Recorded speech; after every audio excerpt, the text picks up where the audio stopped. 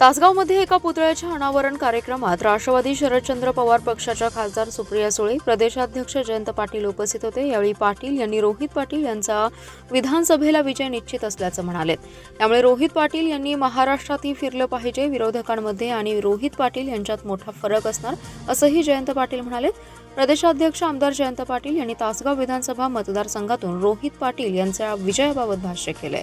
रोहित पाटील यांना महाराष्ट्रात प्रचारासाठी फिरण्याबाबतही भाष्य केलं। राष्ट्रवादीचे दिवंगत नेते आर पाटील आबा यांनीही पक्षासाठी याआधी प्रचार सभा घेतल्या होत्या। आबांच्या सभांना राज्यभरातून मोठी मागणी होती।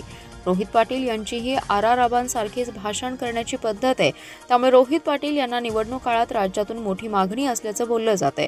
प्रदेशाध्यक्ष जयंत पाटील बोलताना म्हणाले, आता राज्यात वातावरण बदललंय। रोहित दादांनी सांगितले की राष्ट्रवादीचा पहिला आमदार तासगाव मतदारसंघातून निवडून येणार आहे आणि आलाच पाहिजे।